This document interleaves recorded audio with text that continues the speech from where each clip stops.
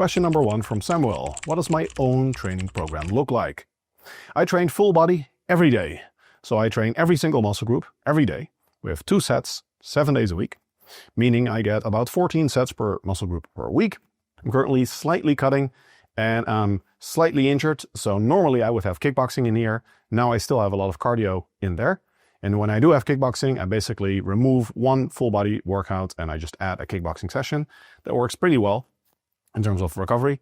I make sure that while I train every muscle group every day, I vary the stimulus significantly. So I rotate through different rep ranges and I also rotate through different stimuli for different muscle groups. So for example, for the hamstrings, I might have a lat curl variant and then a hip hinge movement the next day, but I try not to have the same rep targets and the same exercises and movement patterns on consecutive days. So I think that's something where people struggle a lot with full body routines. They think either I'm going to do squats every day, or they squat only once per week and then they do their leg presses and all the other exercises on that same day. And you can get what I think is the best of both worlds, where you split up the different exercises and movement patterns, but you still train every muscle group with a very high frequency. So the frequency per exercise is not that high and not that monotonous, but the frequency per muscle group is very high. Because in the research, we can see that in every single study, essentially with one very tentative exception, training a muscle group, especially with higher volumes and for more advanced trainees, with higher frequencies results in the same or better gains. There is essentially no downside. And there's also evidence of positive effects on recovery capacity, in contrast to what many people intuitively would believe. It seems that you can get a higher volume when you train with higher frequency, and also it's a little bit easier to recover despite training with a slightly higher volume, which should drive at least slightly better gains. Definitely for strength, and likely also long-term for muscle growth, again especially when you're looking at advanced trainees with high training volumes. Note that my total training volume of 14 sets per week per muscle group is moderate by my standards of someone attempting to maximize muscle hypertrophy. That is because much of my focus currently is on kickboxing. I do a substantial amount of cardio, and maintaining my physique is basically as good as it gets for me at this point, at my level of advancement, plus the amount of kickboxing and cardio I do. So I'm focusing more on not being injured, which is very difficult with kickboxing, and on longevity and health outcomes at this point. And a follow-up question from Samuel is, do I incorporate myoreps? Generally, I don't use myoreps a lot. They're more of a niche scenario. The main reason I dislike them is not because I think theoretically they're bad. It's just that there's no direct research on them. So it's a little hard to incorporate them in an optimized evidence-based training program while knowing exactly how much training stimulus you're getting. Based on the current best evidence, it's likely that you need to equate total tonnage. So basically sets times reps times weights, just like with drop sets in most of the research, and then you'll probably get an equivalent training stimulus, but it's easier to just count hard sets for exercises that you take very close to failure because we have more research on that. One scenario where I do currently use myoreps myself is with high repetition leg presses. High repetition leg presses essentially turn into cardio, and even though my cardio is pretty good at this point, it does become an absolute grind to try to get really close to failure. So what I do is I get reasonably close to failure, and then I crank out like 5 more repetitions after catching my breath, and I do that a couple times, which is essentially myoreps, and then at the end I try to go to failure. This is a strategy that I like a lot for these types of exercises, because you can do a compound exercise in a very joint-friendly manner and you can still get relatively close to failure without feeling like it's just complete cardio. Next question is from Helmut. If I already eat 3 or 4 meals a day and I spread my protein out across the day and I'm not training fasted and I do have a meal after my workout, is there still a benefit to having a pre-bed meal or protein feeding to maximize muscle protein synthesis? I think there is no need to have an additional protein serving pre-bed. The old idea of cottage cheese or casein pre-bed made sense in light of some studies showing that an additional protein feeding pre-bed increased muscle protein synthesis throughout the night. But subsequent research has shown that the effects are mostly attributable to the higher protein intake, and the timing of the protein intake is not that important, especially when you are not training fasted, you already have a post-workout meal, and your protein is already distributed across 3 or 4 meals a day. In this scenario, I don't think you need to have an additional casein shake or cottage cheese or anything pre-bed to make sure that you're covering the whole night. It's perfectly normal to have an overnight fast, and that doesn't seem to compromise muscle growth, especially if your last meal of the day was reasonably sized and your first meal in the morning is also before your workout. Next question is from multiple people. Will I keep making content for the new channel? I see that you haven't been posting a while. That is correct, and unfortunately I probably won't post a lot for the coming months because I simply do not have the time. I knew that business-wise it was a bad move to have 2 channels. It's a classic case of diversification. But I liked making content for behavioral economics, which was my original field of study and something I'm still very much interested in. However, now with the app taking off and the PT course doing a lot better, most of my time is going into the fitness business, and I knew that business-wise it's a classic case of diversification to even entertain having a new channel. Moreover, my Instagram account for the new channel got banned for impersonation of all things. Classic Meta. Yeah, even though the accounts are on the same channel with me being in the same channel, so I don't know how Meta could possibly conceive of the idea that I'm impersonating myself on my own channel. But yeah, that's Meta for you. Also, I relatively recently broke up with my long-term partner, and I'll be spending a lot more time in the Netherlands to grow my social network and find a new partner. So that's also going to take some time. So combined with the business, I simply do not have the time to also run another channel. Most of my time at this point goes to scientific research, doing it, reading it, incorporating it in a PT course and making content about it. That's really the main thing. And then my app to do physique coaching at a larger scale because I simply cannot hire nearly all the clients that want to do coaching with me. And my PT course, of course, is still basically the main educational product where I teach people how to develop their physique and become better personal trainers. Although 50% of people at this point are actually just doing it for self-improvement, just like I personally started some 10 years ago when I switched from being a business consultant to going into fitness and working for myself, which, by the way, is probably the best decision I've ever made in my life. So yeah, the new channel is indefinitely on hold, and instead I'll be doubling down on my fitness channel. Next question by Eric. I have more of a video request because it's probably too complicated for a Q&A. How should elderly individuals, like 65 plus, approach their training? That's a great question.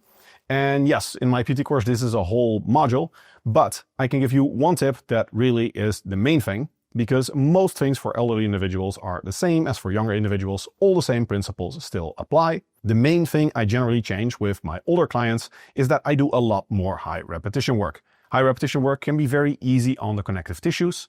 And there's also research that elderly individuals don't benefit as much from doing lower repetition work because they don't have the coordination.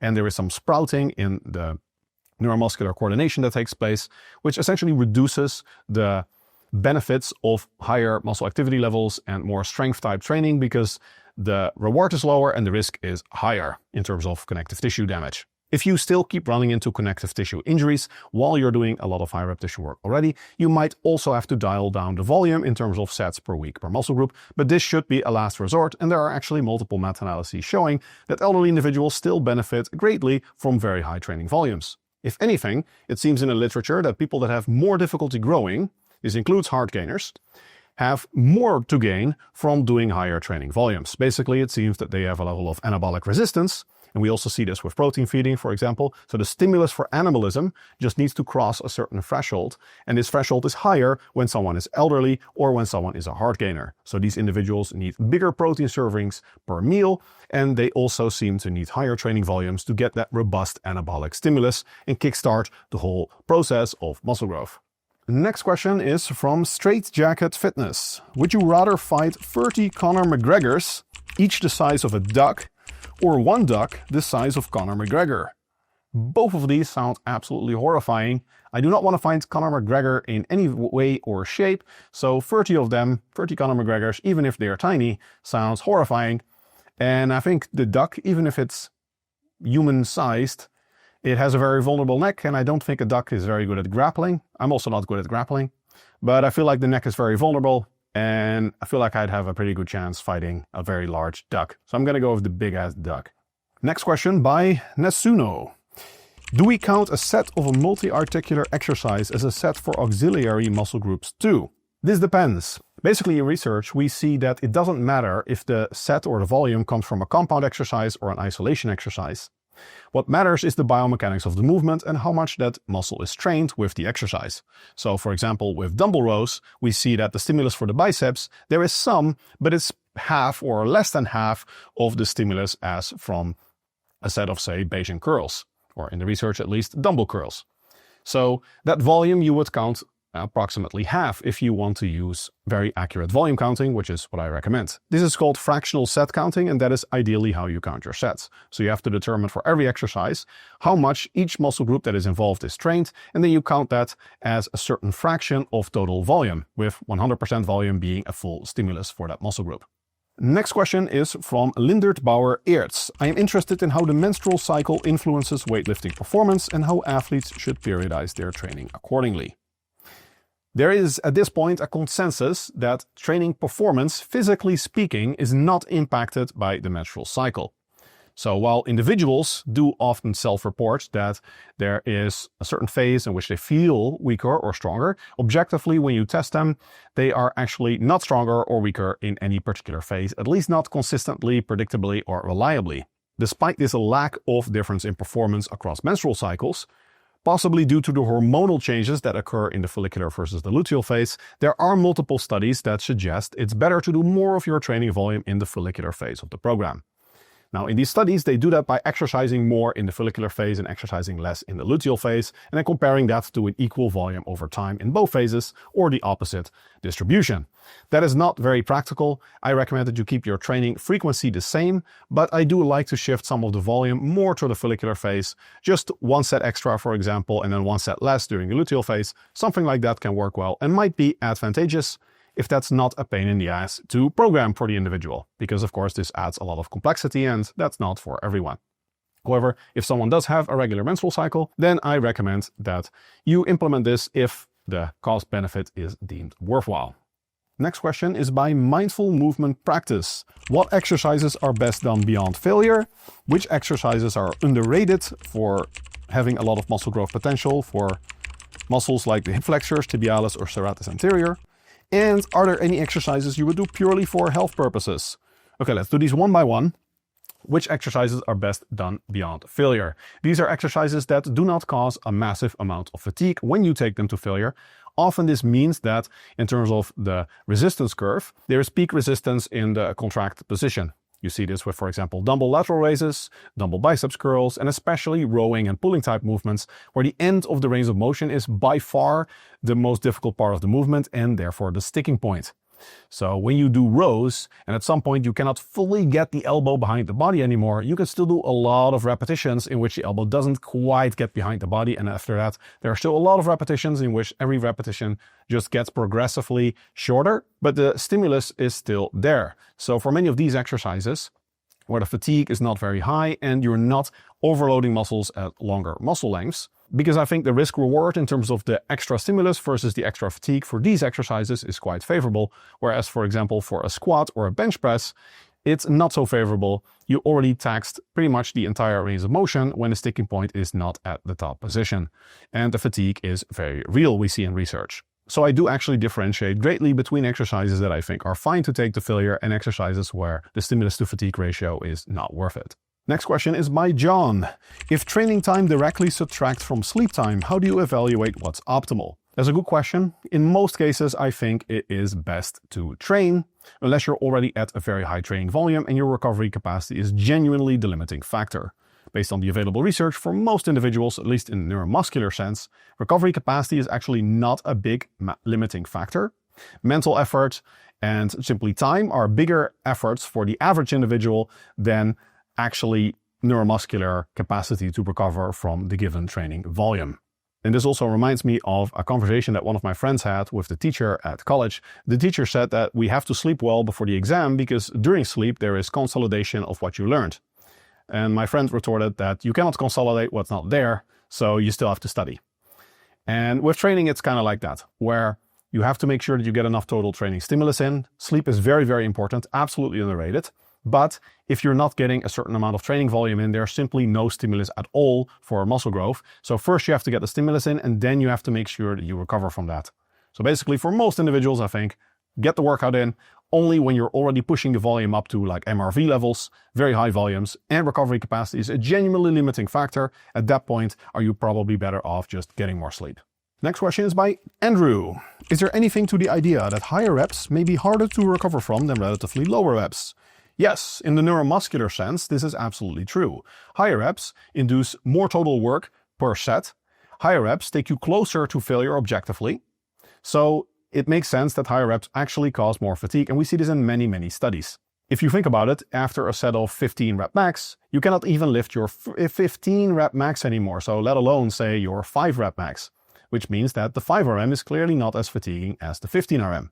However, the big caveat is that lower reps generally seem to be harder for the connective tissues, and in fact are necessary to make connective tissues grow, according to some research on tendon adaptations. So it really depends on whether you are being limited by your connective tissues and injuries or actual neuromuscular recovery. Next question is by Max. How would someone accurately track their progress when training in 2 different gyms? In this scenario, I like to use color coding. So I have some of my clients that do this, and then you make in your log, you turn some of the workouts green and some of them blue, for example. And then when you're in gym A, you try to follow the green progression track. And then when you're in workout or in gym B, then you try to follow the blue progression track. This is, I think, a very convenient way to still track progress over time when you have, say, 2 gyms or 2 different machines that you use in the same gym. The same principle applies. The next question is by Super Dragon Sunshine. It's actually a series of questions, so I'm going to answer the first 2 to make room for everyone else's questions as well. First one is your hairline natty? Yes, this is my natural hairline. I probably will go with a transplant at some point, but I am using minoxidil. That's a caveat, so if you don't consider that natural, then it's not natural, but it is actually in the exact spot in which it's always been, so it's mostly preventive at this point. But I do know that I'm going to be very prone to hair loss, and I'm basically the only guy on my dad's side of the family in particular that still has any hair at my age. So I am taking preventive measures, and I'm thinking of starting Finasteride, which actually I saw is, I think, your next question. What do you think about the effects of Finasteride on testosterone, strength, and muscle mass? These have been studied in multiple studies, and there is no effect of Finasteride on muscle growth or strength development, because what happens is essentially that you're blocking the 5-AR aromatization of testosterone to DHT, dihydrotestosterone, and what happens during that process is that you get less DHT, but more testosterone because less of it is being converted. So in terms of anabolic response, you have the testosterone that compensates for the lower levels of DHT, and the end result seems to be no effect on body composition or muscle growth or strength development, especially when you take low dosages, which is what I highly recommend for most individuals, because when you go over about 1 milligram per day for the average individual that doesn't have something like prostate issues, you get a dramatic increase in side effects for very, very little additional DHT suppression and very little additional effect on hair growth. Next question is by user long string of numbers and digits. Are you comfortable talking about your Nomad life, mentioning the places you have lived in, for how long, and how roughly you rank them, or pointing out the pros and cons? Well, that would be a very long process. I have been a digital nomad for most of the past decade, and I've lived in over 50 countries. So for a long time, I used to do 1 month, 1 country. Most of the time it was probably more like 2 months, 1 country, but I did that for a long time, and I've lived all over the world: Asia, South America, Europe, United States, everywhere. So yeah, if you have specifics, I'll be happy to point you out. I can say though that of all the places I've been to, ultimately I ended up buying a house in Portugal. So by that nature, you could say that I really like Portugal a lot. All right, next question is by Don Janse or Janse, depending on if you're Spanish or Dutch, I guess. There used to be a lot of talk about time under tension. Now it's mostly reps in reserve, with rep ranges between 5 to 30-ish yielding the same results. Is there science regarding the difference when you slow down reps considerably, or is mainly the only factor reps in reserve and hitting close to failure? Yes, it's the latter, and that paradigm is shifted for a good reason, because when you take sets close to failure in the range of 5 to 30 repetitions, it's quite clear that on average you get the same muscle growth. And the tempo doesn't really matter. There have been multiple new meta-analyses on this as well, 2 new meta-analyses, which showed that the tempo is mostly irrelevant for muscle growth, even though I generally recommend that you do control the eccentric a little bit. You logically just need some control to make sure that you do get an eccentric muscle action, because research does clearly show that eccentric muscle actions are beneficial for muscle growth. Other than that though, it doesn't matter much. For strength development, it does matter that you use an explosive concentric. So you basically push the weight up explosively and then you lower it under control, but you don't have to actively slow it down. Next question by Never Finished Goggins. Did you ever consider doing modeling? I did do some modeling, very amateur stuff. I never really got paid for it, but basically I was in an agency for hair modeling when I was a student, and also I almost got hired by Storm, which would have been great, but the short version is that I was too bulky to be a normal model, but not muscular enough to be a fitness model.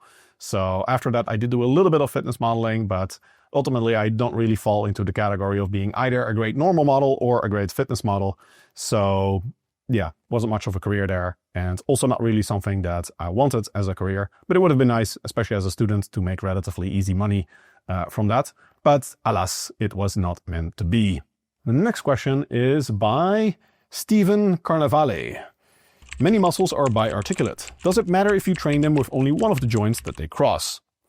No, that is fine. Muscles only register tension, and it doesn't matter at which joint they are contracting. In fact, the muscle is just contracting or it's not contracting. So it's either producing force or it's not producing force, and that will produce force at both ends of the muscle, both the insertion and the origin. So it logically doesn't matter with which joint you are moving.